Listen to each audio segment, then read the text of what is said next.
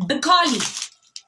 High fiber, no MSG, gluten-free, 100% local, Bacali corn bites, and this flavor is salt and vinegar.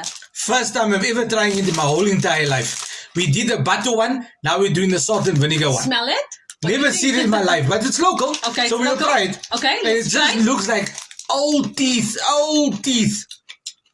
I don't know what old teeth looks like anyway, but these. And this is though if your teeth fall out of you and it's just been in the sun all day. What do you think? What do you think of that? I don't know. You know, these corn bites are not. It starts like it's going somewhere, and then it turns, no? and then it just goes flat.